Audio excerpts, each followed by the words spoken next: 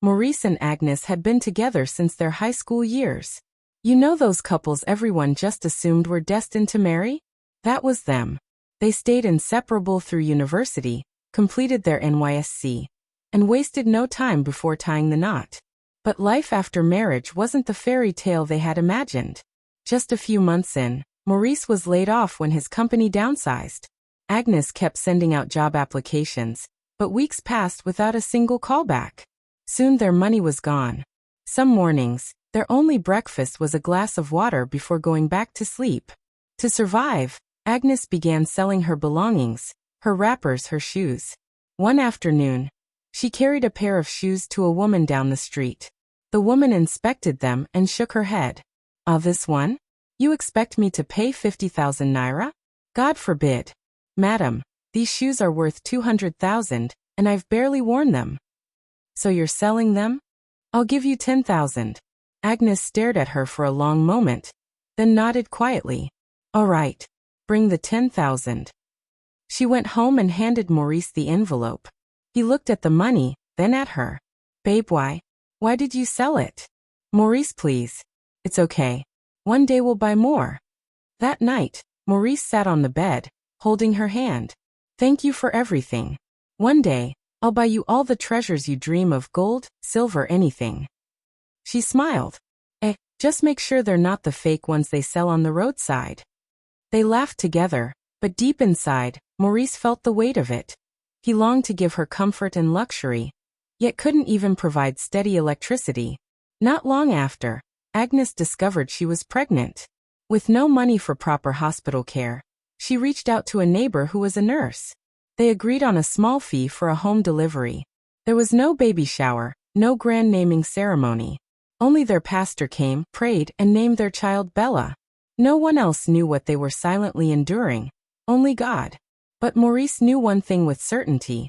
He had married a good woman. Agnes didn't wait for anything called maternity leave. Shortly after Bella's birth, she began taking house-cleaning jobs to support the family. Maurice kept searching for work, but doors remained closed. Still, Agnes encouraged him. "Baby, don't lose hope. With God, nothing is too hard. Remember what the Bible says. Never despise the days of small beginnings. You will rise again. Look at me, you will stand." One day while cleaning a client's house, her elbow knocked a flower vase. It fell and shattered. The homeowner stormed in. "Are you blind? Do you know how much this vase costs? If I sold your entire family, they wouldn't cover it. Instead of minding your work, you're breaking things." "I'm very sorry, Ma. It was a mistake." "Mistake my food. You'll pay for it. Don't even say sorry again. I'm deducting it from your salary." Agnes didn't argue. She needed the job. Afterward, she locked herself in the bathroom, wiped her tears, and kept cleaning. Years passed. One day, Maurice bumped into an old friend. They hadn't seen each other in ages. Maurice poured out his struggles, how he'd lost everything and was still searching for opportunities. His friend listened, then said, "Don't worry. I'll connect you with some people. You're too intelligent to just sit at home." And he kept his word. He introduced Maurice to influential contacts. Within months, Maurice landed his first major contract. The pay was good, and more doors began opening. He and Agnes were overjoyed. They moved into a bigger apartment. But their happiness didn't last. Soon after, Agnes began behaving strangely. She would talk to herself for hours, burst out laughing without reason, or stand in the shower fully dressed. Sometimes she didn't even recognize Bella. Her condition worsened, screaming at night, hiding in closets, locking herself in the kitchen. Agnes had lost her mind. They had to confine her to one of the upstairs rooms. Maurice brought in doctors and psychologists, trying everything, but nothing worked. He became both father and mother to Bella, feeding her, dressing her, dropping her at school when the driver wasn't available. But Bella never stopped asking, "Daddy, will Mommy ever get better?" "Of course, sweetheart. Your mom will recover. We just need to keep trusting God." "Okay, Dad." One day, Bella overheard her father speaking with the doctor in the living room.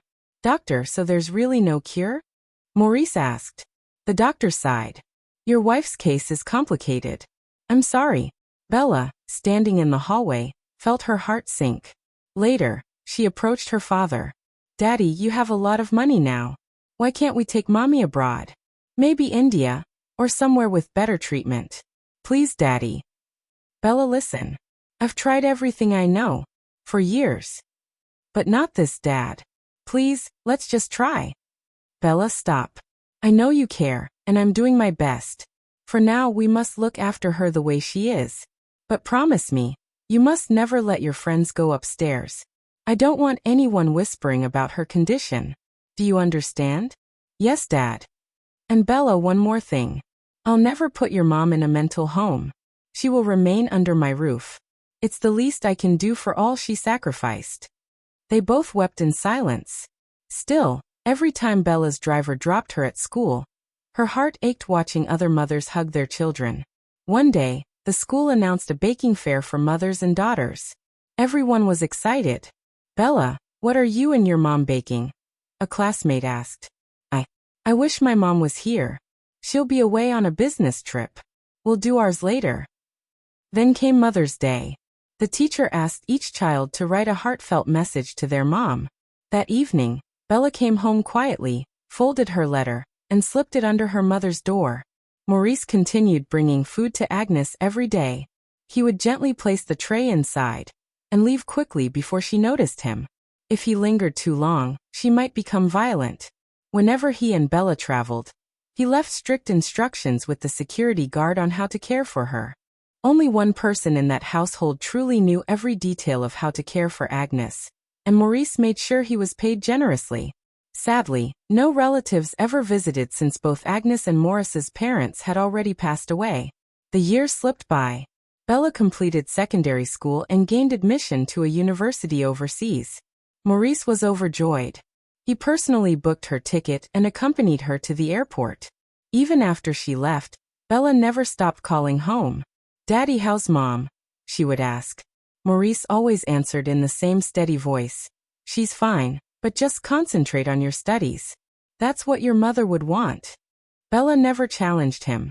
She completed her first degree and immediately continued with her master's. During that time, Maurice's business flourished. He began sealing international deals, meeting with presidents, and building his reputation across the continent. He made sure Bella had the very best he could provide. When she finally graduated, she returned home. Maurice hosted a small welcome dinner for her. Months later, Bella started working at her father's law firm. It wasn't long before she met someone. Peter, a young man who walked into the office seeking legal help for his new business venture. He was polite, soft-spoken, well-dressed, and undeniably attractive. Bella was assigned to handle his case. At first, everything stayed professional: meetings, emails, discussions on contracts and fees. But then Peter invited her for coffee, and that marked the beginning of something new. They began seeing more of each other, laughing, sharing stories, and slowly building a bond. One evening, Peter looked at her with quiet certainty and said, "Bella, when a man knows what he wants, he pursues it. I want to marry you." Bella was caught off guard, but he continued, "You are everything I've prayed for. I want you to meet my mother this weekend. I've told her so much about you." When Bella visited, Peter's mother welcomed her warmly. She asked about Bella's background, her family, her father's work, and whether she had siblings. Bella smiled, quickly shifting the conversation, never once mentioning her mother. Later that evening, she sat with her father in the living room and told him about Peter and his proposal. Maurice listened silently. "I met his mother. She's kind," Bella added. "But Dad, do you love him?" "Of course, very much." "Then let's meet them." A date was set for the formal introduction. Excitement filled the house. On the day, Bella rose early to ensure everything was flawless. The chef was already busy in the kitchen. Staff moved about decorating the living room with fresh flowers. Bella sat upstairs getting her makeup done, checking her phone repeatedly. Peter had texted, "We're almost there." When his car arrived at the gate, Peter stepped out and opened the door for his mother. But Madame Stella remained seated. She looked at the house, then whispered, "Peter, let's leave." "Leave? We're already here." "I am not stepping into this house. Take me home." "Mom, please don't embarrass me, not today. Everyone's waiting." If you respect me as your mother, you'll drive me back. I don't want this introduction today.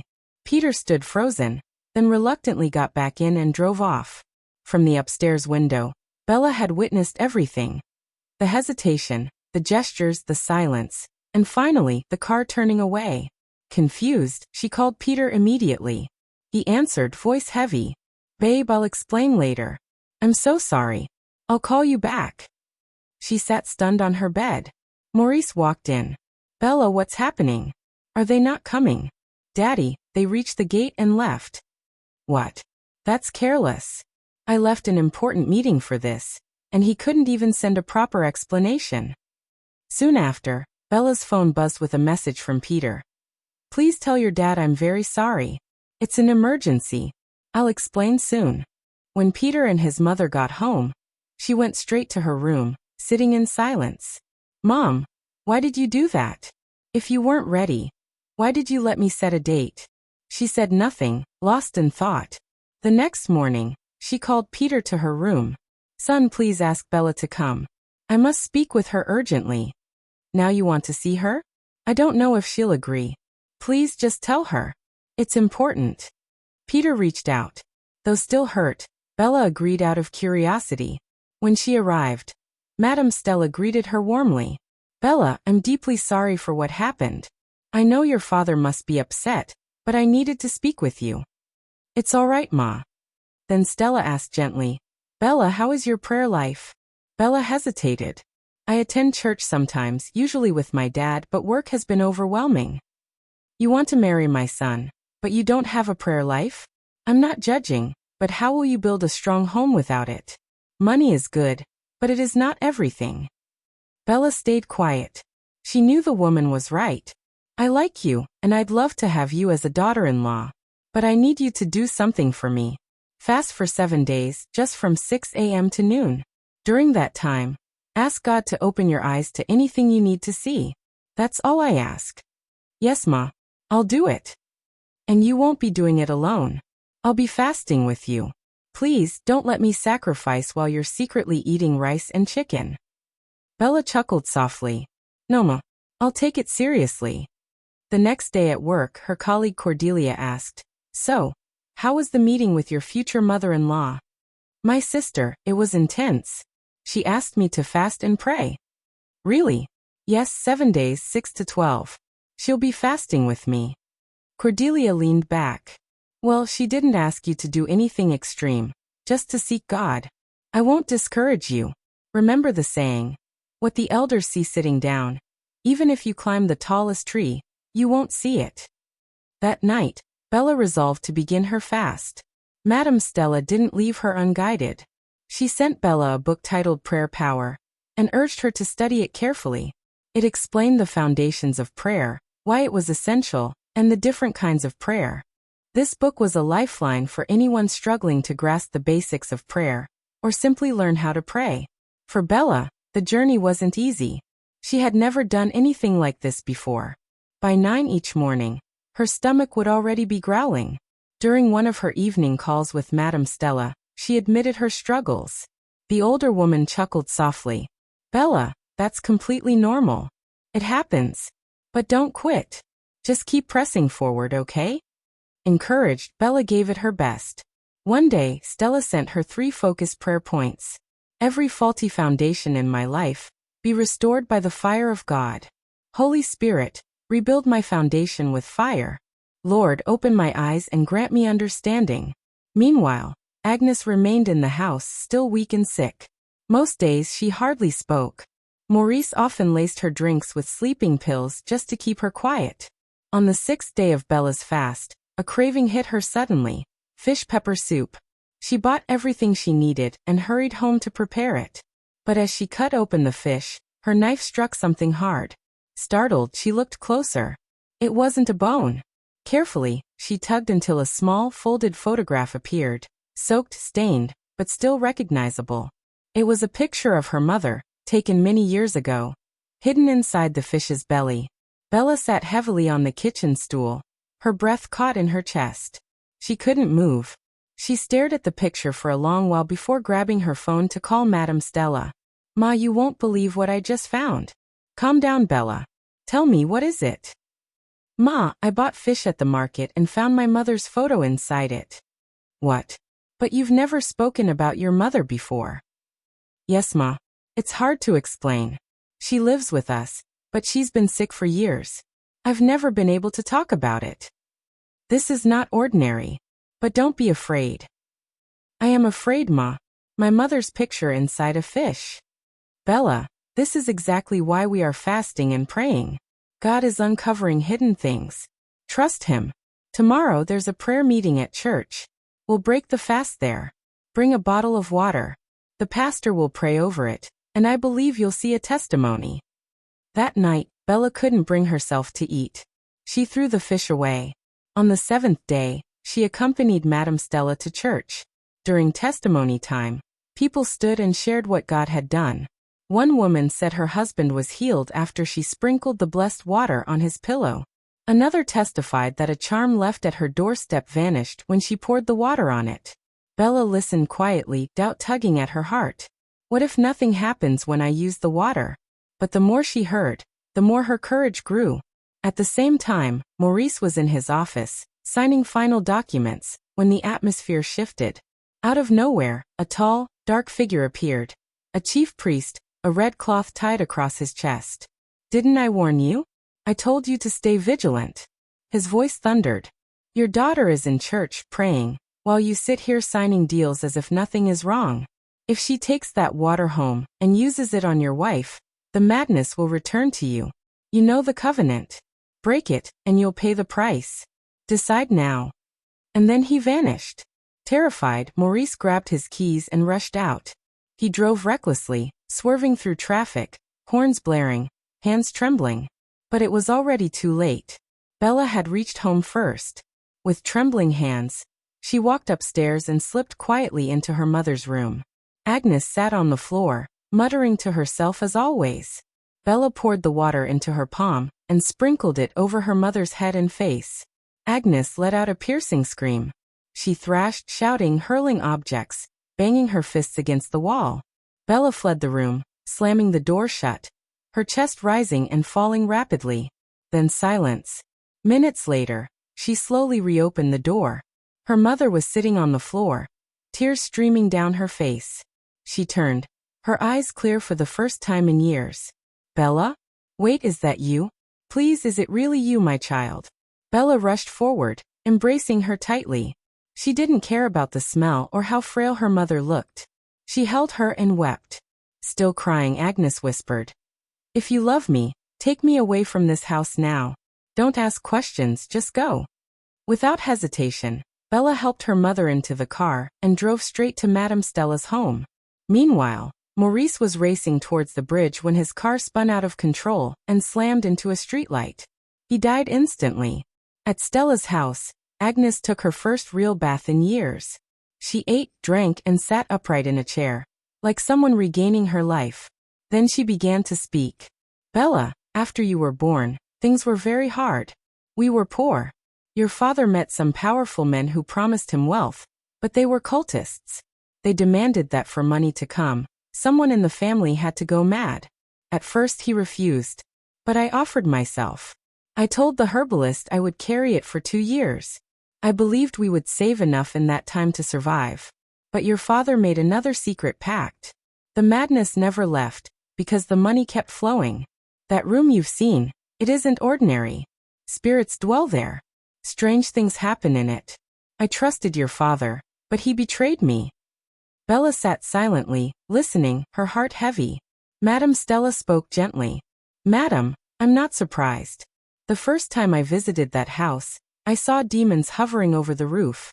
That's why I refused to step inside. If I had, and if my son had married you, the spirit of madness would have followed.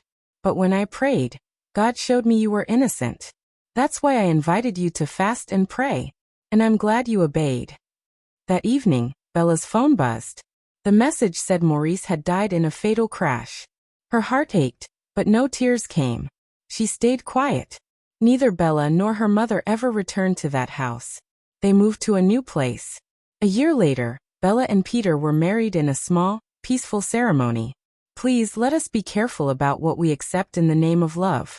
If you enjoyed this story and would like to start a YouTube channel, not just for African folktales, I'll leave a link to a workbook I wish I had when I began my own channel.